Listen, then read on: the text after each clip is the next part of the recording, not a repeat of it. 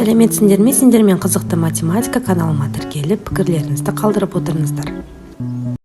Сәлеметсіңдер ме 9-шы сынып оқушылары? Бүгін біз алгебра пәнінен 3-ші тоқсанға арналған жиынтық бақылау тапсырмаларын шығарамыз. Бұл менде тригонометрия тақырыбына арналған бақылау. Бірінші есеп, төрт ұпайлық есеп, градусты радианға және радианды градусқа айналдырып сәйкестендіріңіздер дейді. Ең алдымен градусты осыны радианға айналдыру үшін біз не істейміз? Осы берілген 120-ны көбейтеміз пи бөлінген 180 градусқа. 120 мен 180 екеуі де бізде 60-қа бөлінетіндіктен 180-ді 60-қа бөлгенде бізде 3 болады, 120-ны 60-қа бөлгенде 2 болады. Сонда 2 пи бөлінген 3. 2 пи бөлінген 3, ол бізде е жауабы. Так, мынау бізде е жауабы болады. Ал енді керісінше радианды градусқа айналдыру үшін, мысалы 3 пи бөлінген 20-ны градусқа айналдыру үшін біз не істейміз? Көбейтеміз, керісінше мына жақта пи бөлінген 180-ге көбейтсек, керісінше мына жақта 180 бөлінген пиге көбейтеміз. Сонда пи мен пи қысқарады, 180-ді 20-ға бөлеміз, 9 қалады. Сонда 3-ті 9-ға көбейтсек, бізде қанша? 27 градус. Сонда бізде екіншісі А жауабы болады. Дәл осылай өздеріңіз бір-біріне айналдырып көрсеңіздер болады. Енді 210-ды радианға айналдыру үшін 210 көбейтілген қалай дедік? Пи бөлінген 180 дедік. 210 мен 180 екеуі де 30-ға бөлінеді. 210-ды 30-ға бөлетін болсақ 7 болады. 180-ді 30-ға бөлетін болсақ 6 болады. Сонда 7 пи бөлінген 6 деген жауап шығады. 7 пи бөлінген 6 ол Г жауабы. Г жауабы. Г жауабы кетті. А жауабы кетті. Е жауабы қалып кетті. Сонда бізде Д жауабы, Б, В жауабы қалды. Енді 300-ді радианға айналдыру үшін 300 көбейтілген пи бөлінген 180 градус деп жазып аламыз. 300 бен 180 екеуі де бізде 60-қа бөлінеді. 60-қа бөлсек 180-ді 3 қалады. 300-ді 60-қа бөлсек 5 қалады. Сонда 5 пи бөлінген 3. 5 пи бөлінген 3 ол бізде Б жауабы екен. Дәл осылай бірінші есепті шығарамыз. Оқушылар түсінікті болса, түсінікті деп комментарий қалдырып қойыңыздар. Ана жаққа жазу керек екен. Біріншісі бізде Е дедік. Екіншісі бізде А дедік. Үшіншісі бізде Г дедік. Төртіншісі бізде Б дедік. Дәл осылай бірінші есепке жауап береміз. Енді келесі екінші есеп өрнекті ықшамдаңыз. Косинус пи азайтылған альфа көбейтілген тангенс пи қосылған альфа бөлінген синус пи бөлінген 2 азайтылған альфа. Ең алдымен оқушылар, бұл бізде келтіру формулары. Келтіру формуласын біз қалай косинус және тангенс бізде синус қандай өрнекке, қандай тригонометриялық функцияға айналатынын білу үшін біз бірлік шеңбер арқылы білетін едік. Бірлік шеңберді сызып аламыз. Бізде білеміз, синус болатын болса, синус бізде бірінші және екінші шеректе плюс үшінші және төртінші шеректе бізде минус 1, 2, 3, 4. Косинус дәл осылай бізде бірінші және төртінші шеректе плюс, мына жақ минус. Ал тангенс пен котангенс бізде бірінші және үшінші шеректе плюс екен. Төртінші және екінші шеректе теріс таңбаға ие болады екен. Енді оқушылар жаттап аламыз. Мынау бізде 0 градус, мынау бізде пи бөлінген 2, мынау бізде пи, мынау бізде 3 пи бөлінген 2, немесе 0,2 пи деп жазсақ болады. Енді оқушылар жаттап аламыз.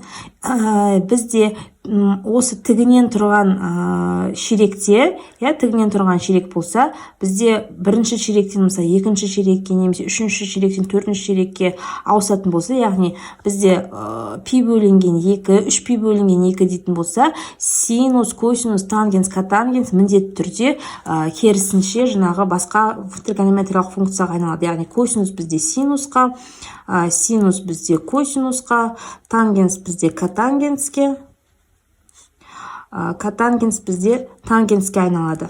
Ал пи, 2пи деген жерде бізде ешқандай өзгермейді екен. Яғни қараймыз. Косинус пи азайтылған 6. Пи мына азайтылған альфа, ол бізде яғни екінші ширек. Косинус бізде екінші ширекте теріс таңбалы, сондықтан бізде мына жақта минус косинус альфа болады. Көбейтілген тангенс пи қосылған альфа. Тангенс пи қосылған альфа, яғни мына пи қосылған альфа, ол бізде үшінші ширек екен. Үшінші ширекте бізде тангенстің мен котангенстің мәні 10, ал пи қосылған альфада бізде, яғни пида тангенс мәні өзгертпейді, яғни тангенстің өзі қалады. Тангенстің өзі қалады.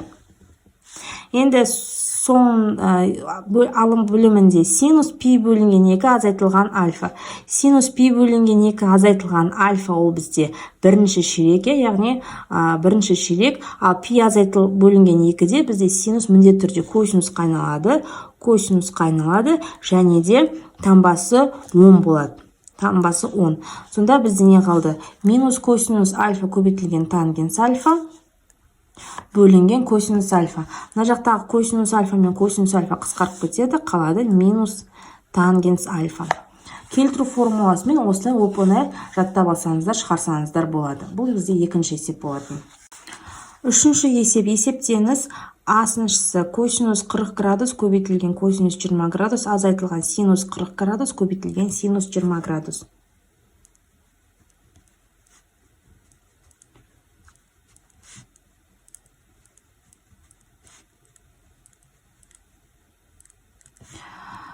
Тригонометриялық формуланың ішінде бұрыштардың айырымы немесе бұрыштардың қосындысы формуласы болып келеді.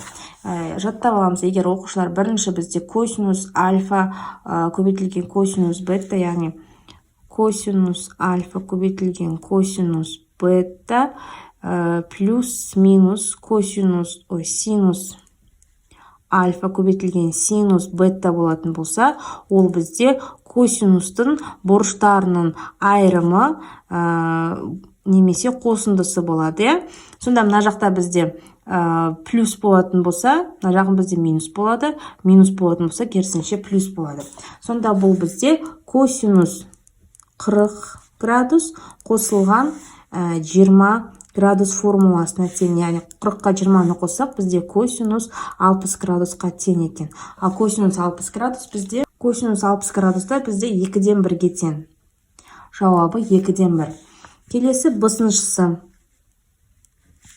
бысыншысы синус 105 градус. Енді оқушылар тригонометриялық бізде кестемізде 105 градустың шамасы жоқ, сондықтан оны біз осы формулаға келтіріп, яғни синустың бұрыштарының қосындысын формуласына келтіріп шығарамыз. Синустың бұрыштарының қосындысын формуласына, яғни синус альфа қосылған бета болатын болса, бізде синус альфа көбейтілген косинус бета плюс минус косинус альфа көбейтілген синус бета болушы еді. Яғни 105 градусты біз жаңағы кестеде мәні бар өрнек арқылы өрнектеп аламыз. Яғни 105 дегеніміз ол бізде 60 градус пен 40 градустың қосындысы, 45 градустың қосындысы. Енді осы формулаға салып, мына формуламызды ашып аламыз. Яғни бірінші бізде синус 60 градус көбейтілген косинус 45 градус қосылған косинус 60 градус көбейтілген синус 45 градус болады. Енді кестедегі мәндерін алып, орнына қоя саламыз. Синус 60 градуста бізде түбірасты 3 бөлінген 2-ге тең. Косинус 45 градуста бізде түбірасты 2 бөлінген 2-ге тең. Қосылған косинус 60 градуста бізде 2-ден 1-ге тең. Косинус 45 градуста бізде түбірасты 2 бөлінген 2-ге тең. Сонда 2 мен 2 көбейтіліп 4 болады. Түбірасты 3, түбірасты 2 көбейтіліп түбірасты 6 болады. и қосылған бір бөлшекке жаза саламыз, қосылған түбір асты 2. Яғни есептің жауабы дәл осы түрінде қалады. Түбір асты 6 қосылған түбір асты 2 бөлінген 4. Осы түрде қаларамыз. Келесі 4-ші есеп өрнекті ықшамдаңыз. Асыншысы синус 2 альфа бөлінген 2 тангенс альфа тең. Альфаның формуласын жасасақ болады. Синус 2 альфа ол бізде 2 синус альфа көбейтілген косинус альфаға тең. Ал тангенс альфа бізде синус альфаның косинус альфаға бөлінісіне тең.